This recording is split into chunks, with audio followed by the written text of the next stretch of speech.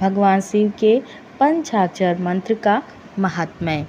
भक्तों, यह महात्म्य स्कंद पुराण से लिया गया है। भगवान शिव के पंचाक्षर मंत्र को जप करने वाले पुरुषों को यह मोक्ष देने वाला है। सिद्धि की इच्छा रखने वाले सब श्रेष्ठ मुनि इस मंत्र का सम्यक रूप से सेवन करते हैं। शिव जी के शुभ पंचाक्षर मंत्र में सर्वज्ञ, परिपूर्ण, सच्चिदानंद स्वरूप भगवान शिव सदा रमते हैं। संसार मंथन में बंधे हुए देहधारियों के हित की कामना से स्वयं भगवान शिव ने ओम नमः शिवाय इस आदि मंत्र का प्रतिपादन किया है। जिसके हृदय में ओम नमः शिवाय यह मंत्र निवास करता है, उसके लिए बहुत से मंत्र, तीर्थ, तप और यज्ञों की क्या आवश्यकता। देहधारी मनुष्य तभी तक दुखों से भरे हुए इस भयंकर संसार में भटकते हैं जब तक कि वे एक बार भी इस मंत्र का उच्चारण नहीं करते। यह षडाक्षर मंत्र संपूर्ण ज्ञानों की निधि है। यह मोक्ष मार्ग को प्रकाशित करने वाला दीपक है।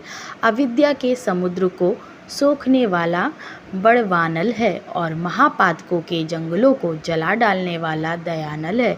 अतः यह पंचाक्षर मंत्र सब कुछ देने वाला माना गया है। इसे मोक्ष की अभिलाषा रखने वाले स्त्री समुदाय, शूद्र और वर्णशंकर धारण कर सकते। इस मंत्र के लिए दीक्षा, होम, संस्कार, तर्पण, समय शुद्धि तथा गुरुमुख से उपदेश आदि की आवश्यकता नहीं। यह मंत्र सदा पवित्र है। शिव यह 2 अक्षर का मंत्र ही बड़े बड़े पातकों का नाश करने में समर्थ है और उसमें नमः पद जोड़ दिया जाए तब तो यह मोक्ष देने वाला हो जाता है। जो गुरु निर्मल, शांत, साधु, काम क्रोध से रहे, सदाचारी और जितेंद्रिय हो, उनके द्वारा दयापूर्वक दिया हुआ मंत्र शीघ्र ही सिद्ध हो जाता है। प्रयाग, पुष्कर, केदार, गोकर्ण और नैमिषारण्य में ये सब क्षेत्र मनुष्यों को शीघ्र ही सिद्धि प्रदान करने वाले हैं। आइए अब श्रवण करते हैं स्कंद पुराण में वर्णित शिव जी के पंचाक्षर मंत्र के संबंध में वर्णित कथा। मथुरापुरी में दासहा नाम से विख्यात एक राजा हो गए जो यदुकुल में श्रेष्ठ, बुद्धिमान, अत्यंत उत्साही और महान बलवान थे।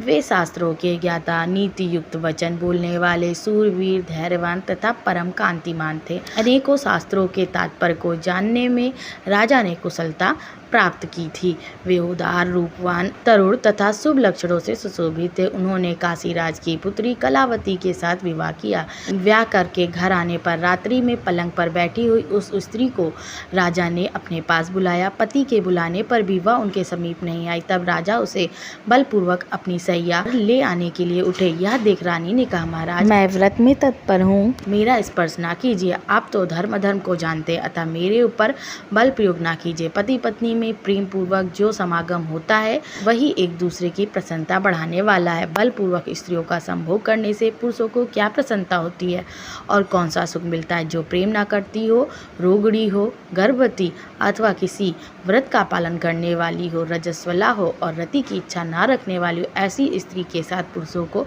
बलपूर्वक समागम इच्छा नहीं रखनी चाहिए। रानी के इस प्रकार कहने पर राजा दरसा ने उसकी बात नहीं मानी। रानी का शरीर तपाए हुए लोहे के पिंड के समान तप रहा था। उसका स्पर्श करते ही सहसा राजा का अंग अंग जलने लगा। उन्होंने भय से विह्वल होकर अपने शरीर को जलाने वाली रानी को छोड़ दिया। राजा बोले, प्रिय, यह तो बड़े आश्चर्य की बात है कि पल्लव के समान कोमल यह तुम्हारा शरीर अग्नि के समान तप्त कैसे हो गया। रानी ने उत्तर दिया, राजन, बचपन में मुनिवर दुर्वासा ने मुझ पर दया करके शिव जी के पंचाक्षर मंत्र का उपदेश किया था। उस मंत्र के प्रभाव से मेरा शरीर निष्पाप हो गया। पापी पुरुष इसका स्पर्श नहीं कर सकते। महाराज, आपने स्वभाव से ही मदिरा पीने वाली, कुल्टा और वैश्याओं का सेवन किया है। आप पवित्र मंत्र का जाप और भगवान शंकर की आराधना भी नहीं करते, फिर मेरा स्पर्श कैसे कर सकते हैं। राजा बोले, सुंदरी, तुम मुझे भी भगवान शंकर के शुभ पंचाक्षर मंत्र का उपदेश करो। रानी ने कहा, आप मेरे गुरु हैं, मैं आपको उपदेश नहीं कर सकती। आप मंत्र वेताओं में श्रेष्ठ गुरु गर्गाचार्य के समीप जाइए। इस प्रकार बातचीत करते हुए दोनों पति पत्नी गर्ग मुनि के समीप गए और उनके चरणों में मस्तक रखकर प्रणाम किया। तत्पश्चात राजा ने विनती भाव से एकांत में कहा, गुरुदेव, आपका हृदय दया से भरा हुआ है, आप मुझे भगवान शिव के पंचाक्षर मंत्र का उपदेश देकर कृतार्थ कीजिए। राजा के इस प्रकार प्रार्थना करने पर विप्रवर गागाचार्य दोनों दंपति को यमुना जी के महापुण्यमय उत्तम तट पर ले गए। वहां गुरुजी एक पवित्र वृक्ष के मूल भाग में बैठ गए। राजा ने उपवास पूर्वक उस पुण्य तीर्थ के निर्मल जल में स्नान किया। तब उन्होंने राजा को पूर्व अभिमुख बैठकर भगवान शिव के चरणार बिंदु में नमस्कार किया और राजा के मस्तक पर हाथ रखकर उन्हें शिव स्वरूप पंचाक्षर मंत्र का उपदेश किया। उस मंत्र को धारण करते ही गुरु जी के हस्त कमल का स्पर्श होने से राजा दरसाह के शरीर के से